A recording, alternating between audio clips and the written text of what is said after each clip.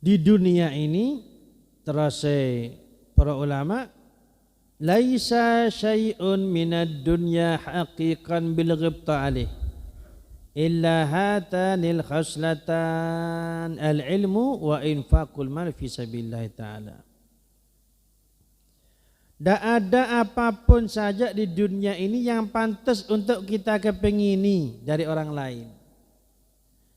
Tak ada para hadirin nggih teng dunia niki kang wonten teng yang liyane yang ada di orang lain, tak ada yang pantas untuk kita kepingini kecuali dua.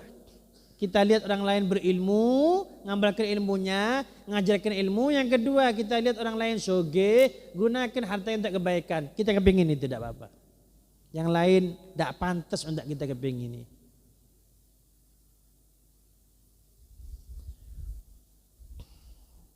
Makanya kata ulama tidak pantas untuk dikepingini, apalagi terus dihasuti.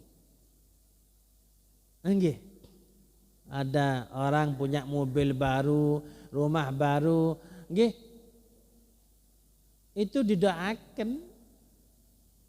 Makanya diajarkan kita ini kalau lihat saudara dapat nikmat untuk kita datang mengucapkan sukacita. Dan ngoten nggih. Lek bahasane para habaib niku para kiai itu ada ucapan mabruk. Mabruk atau barakallah fik. Punya mobil anyar diparani diselamani. Mabruk barakallah fik, selamat, mugi-mugi montore barokah. Punya rumah baru datangi, mabruk, semoga rumahnya barokah. Punya toko baru didatangi, mabruk atau barakallah fik, semoga tokonya barokah. Jangan sampai mobilnya, tokonya, rumahnya, hartanya tambah bagus, tambah lali teng Gusti Allah. Ndak ibadah terus. Dan itu banyak kathah niku. Sehingga ketika duniawi, kenikmatan duniawi membuat lupa dari Gusti Allah, kan ndak pantas Bapak dikepingini oleh saya panjenengan. Kita lihat orang lain tersebut tambah dunianya, tapi ternyata tidak tambah dekat sama Gusti Allah. Kan saya bilang tidak pantas kepingin seperti dia. Nopo malah itu sampai dihasuti. Sungguh aneh bin ajaib miturut akali para ulama. Sehingga orang-orang saleh terdahulu tidak ada hasud urusan duniawi. Mereka berlomba-lomba kata-katahan amal kesayangan. Fastabikul khairat. Balapan Bapak hadirin. Balapan mereka napa? Banyak-banyakan ibadah. Balapan zuhudnya. Balapan waraknya. Balapan tahajudnya. Balapan dakwahnya. Balapan untuk kesayangan. Buatan saling sikut. Buatan saling menjatuhkan. Bahkan antara satu dengan yang lain saling membantu untuk menggalang kekuatan melawan musuhnya Allah, syaitan dan iblis, agar supaya sukses bersama-sama masuk surganya Gusti Allah Subhanahu wa taala. Nah ini yang perlu saya panjenengan renungkan nggih. Saya panjenengan kalau tidak senang sama saudara yang dapat nikmat, merenung siapa yang senang ini. Kalau saya tidak senang sama saudara itu dapat nikmat, siapa yang senang? Setan. Masa kepingin saya menyenangkan setan? Nasallahu salamah, nasallahu afiyah. Semoga diparingi bersih hati sama Gusti Allah. Sembari berusaha. Nah, bun. Kemudian selanjutnya Nabi bersabda, masalah hasud panjang ya. Yang kedua Nabi bilang wala tanajashu, janganlah kalian saling menambah di dalam harga dagangan, bukan untuk senang mau beli tapi untuk menipu orang lain. Nggih, pangapunten. Ini beberapa waktu lalu, beberapa tahun atau beberapa puluh tahun yang lalu rame ini di daerah Banyuwangi Selatan, Jember Utara, Gumitir. Kenapa? Penipuan, jual beli. Gini. Saya jual barang nggih.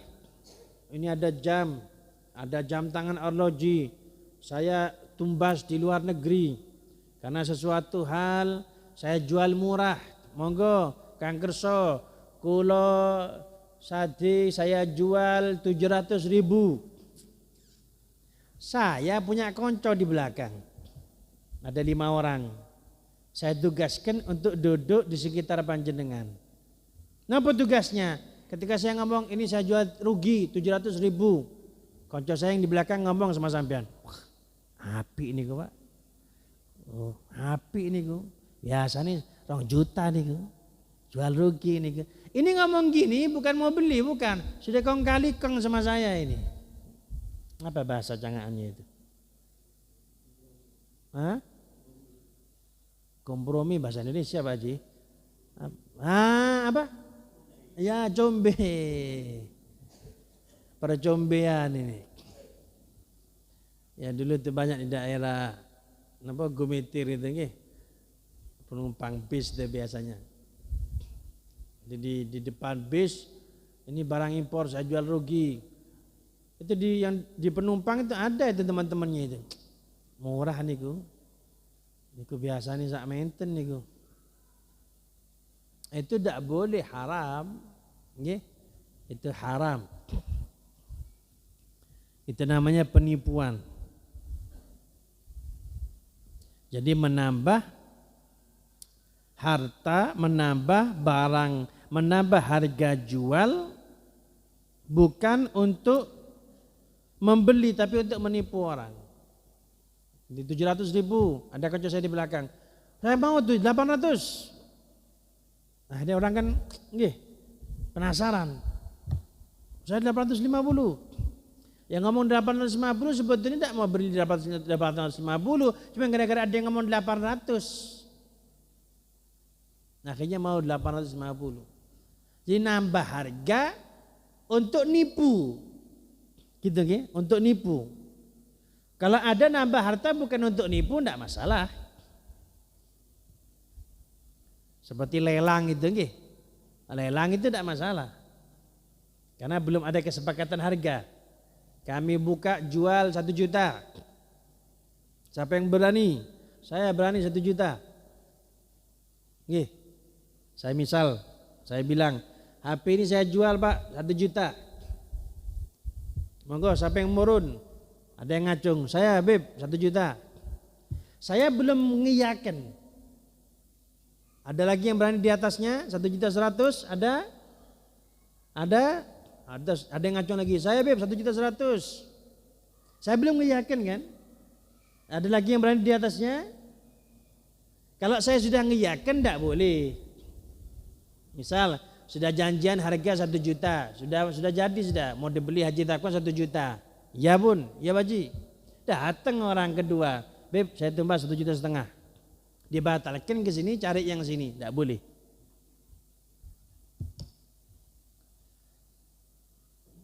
Ngoten nggih. Saking hati-hatinya menjaga saudara Islam. Sampai Nabi bersabda demikian. Dan nggih, menurut Imam Malik jual beli seperti ini bisa menyebabkan tidak sah. Saya jual 1 juta. Ya, ada konco saya di belakang sudah saya connect sudah saya atur sudah. Saya 1,5 juta Beb. Wah, yang situ tidak terima, kepingin. Saya 1.600.000, tertipu dia. Yang mau 1.600.000 tertipu gara-gara yang situ minta 1,5 juta. Lah itu konco saya atur. Kemudian saya jual ke yang minta 1.600.000, tidak sah kata Imam Malik. Kenapa? Dia tertipu ini. Allah. Jual beli yang tidak sah, nggih. Akhirnya nanti bisa mendatangkan dak barokah, tidak berkah. Jangan sampai saya panjenengan seperti itu. Kita yang dicari ini keberkahan. Sedikit barokah. Lebih bagus daripada banyak tapi mboten barokah. Ya tentunya kepengin banyak lan barokah kan ngoten. Keberkahan. Kemudian Nabi bersabda wala tabaghadu, janganlah kalian saling membenci. Janganlah kalian saling membenci. La yabghudhu ba'dukum ba'dan bi ta'ati asbabil bughd. Janganlah sebagian kalian membenci sebagian yang lain dengan melakukan penyebab-penyebab kebencian. Napa? Seperti mencaci, memukul, tidak memberikan manfaat. Ini kan akhirnya benci nggih, dari cacian akhirnya muncul kebencian. Oh, pangapunten nggih. Misal contoh wedhus iki. Kan ngamuk dibilang wedhus itu. Akhirnya yang dibilang wedhus marah, benci. Dilarang.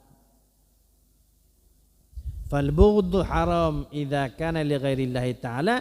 Benci kepada sesama itu hukumnya haram apabila bukan karena Allah. Amma idza kana lillah fa huwa ma yakunu lil ajli ma'siyah falaysa biharam bal huwa wajib wa min kamal iman. Tapi apabila benci kepada sesama karena Allah, semisal karena kemaksiatan penyebabnya, itu bukan haram tapi justru wajib, dan itu pertanda kesempurnaan iman. Nabi Muhammad bersabda, man ahabba lillah wa abghadha lillah wa a'ta lillah wa mana'a lillah faqad istakmal iman. Siapa yang cinta karena Allah. Kenapa kok cinta sama orang ini? Padahal bukan keluarganya, orang asing. Oh, karena dia salat, berarti cintanya karena Allah. Dan siapa benci karena Allah, Nabi bersabda, kenapa benci sama Allah? Ini karena maksiat, padahal saudaranya dibenci. Kenapa? Dia maksiat. Ini berarti benci karena Allah. Dan siapa yang memberi karena Allah? Kenapa ngasih? Padahal tak kenal. Padahal yang menerima pemberian tidak pernah berbuat baik. Kok dikasih? Saya ngasih karena Allah. Siapa yang tidak ngasih karena Allah? Kenapa? Ini kalau saya kasih nanti dibuat maksiat, dibuat minum-minuman keras, akhirnya tidak dikasih, tidak diberi. Jadi dia tidak memberi karena Allah. Apa Nabi bersabda? Siapa yang cinta karena Allah, benci karena Allah, ngasih karena Allah, tidak memberi karena Allah, maka telah sempurna imannya. Faqad istakmal iman, sempurna imannya. Wala yanbaghi ihtigarul 'asi wa innamal matlub al-inkaru 'alaihi wa nahyuhu 'an irtikabi ma yukhalifu syara'. Gini para hadirin nggih, maksudnya tidak boleh kita meremehkan orang yang bermaksiat. Karena yang disuruh sama agama ini ingkar kepada orang yang bermaksiat. Ada orang, ada cewek tidak pakai kerudung di cangaan, tidak boleh dibenci orangnya, tidak boleh. Terus gimana, Beb? Yang disuruh sama agama diingkari, tutup auratnya, tidak boleh buka aurat, haram. Orangnya gimana? Jangan dibenci, tapi perbuatannya yang diingkari. Kenapa? Bisa berubah kan para hadirin ini? Mungkin sekarang dia tuh buka aurat, besok kalau tetap aurat, selesai sudah tugasnya. Dia tidak boleh dibenci. Ngeten. Sehingga yang dimaksud sama agama ini kemaksiatan kita ingkar, bukan kepada orangnya. Maksiatnya tidak ada, ya selesai sudah ingkarnya.